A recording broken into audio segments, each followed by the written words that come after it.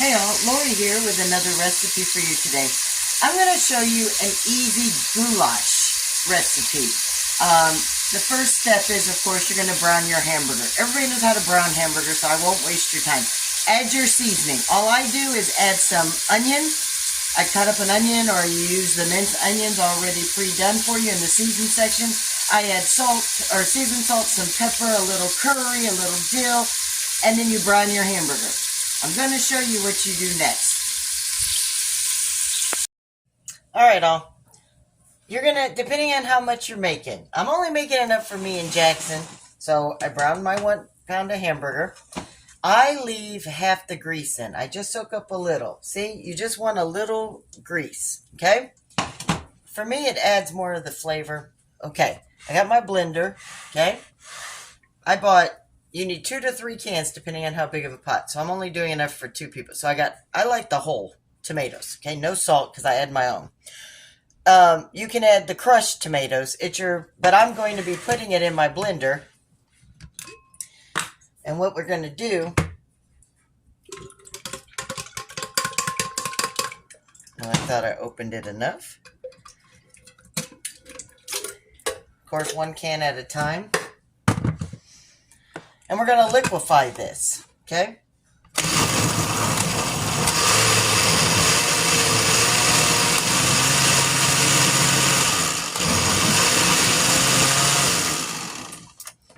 All right, I'm going to do this to both cans. And when I finish with both cans, I'll show you what it's going to look like. Okay, both cans have been liquefied, as you see. You're just going to pour it into your meat mixture. Okay. I'm going to stir it up with the hamburger. Now at this point, you're not going to add any water. Because you want to get everything all mixed up, okay? Now, after you have your hamburger and your sauce, it should look like this. Now, at this point, I will take a half a can of water and add to my sauce.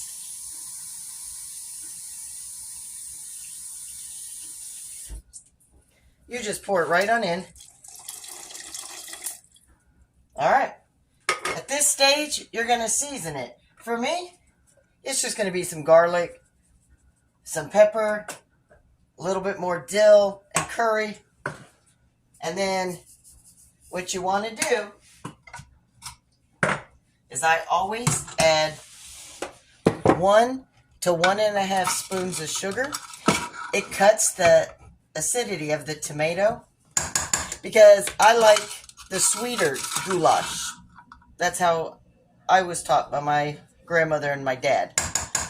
Some people don't want the sugar, so they only put like a little half spoon. They don't want it sweet. Some like their garlic like a chili mac almost, you know, a little sharp. And that's okay. Season it however you want. If you need a little bit more than 2 spoons, then put your 2 spoons in.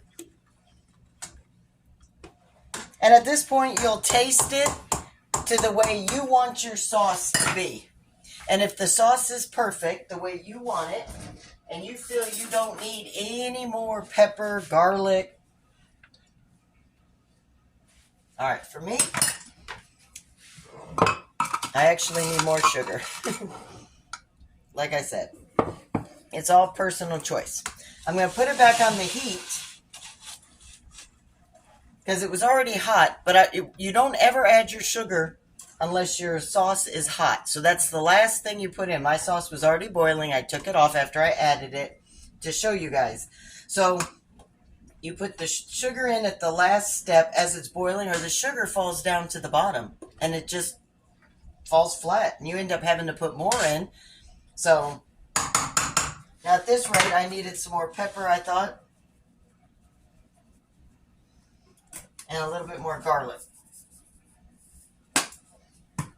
So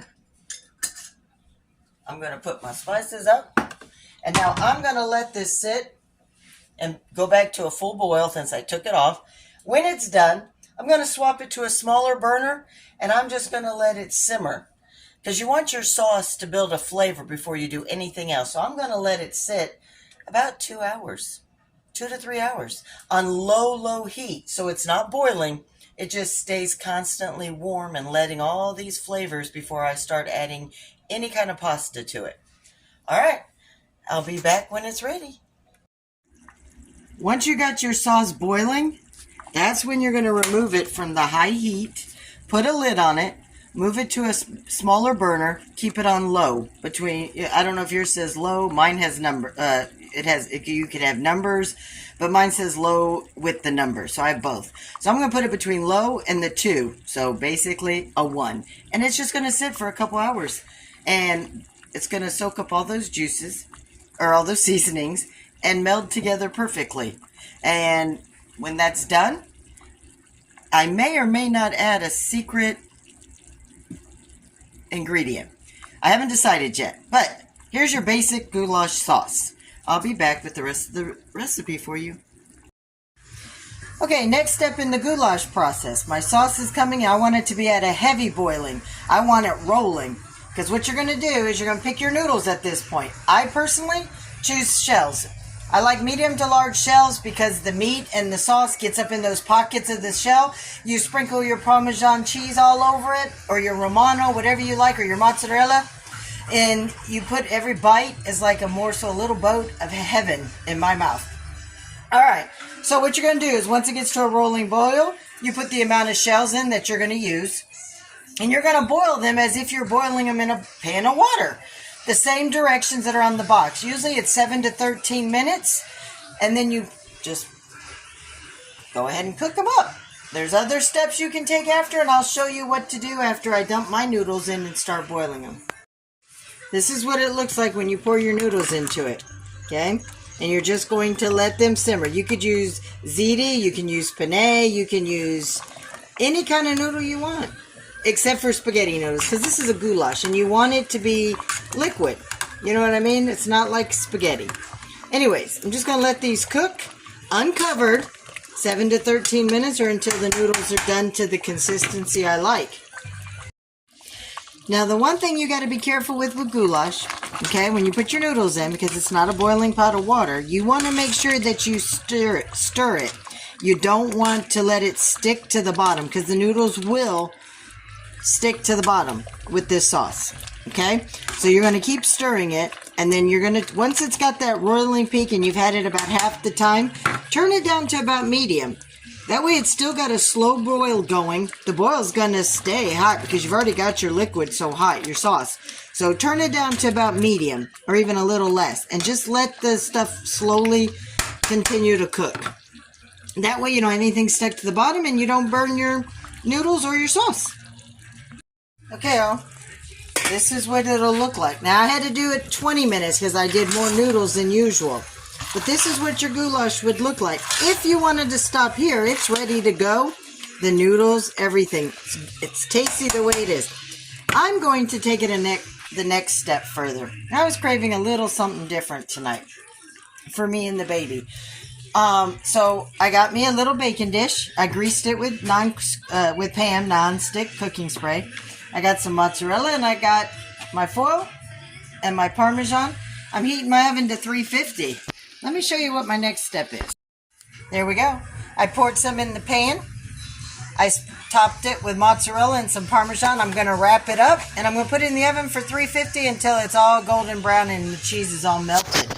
And then this is our version of goulash / baked goulash. But I'll show you the final version when it's all done.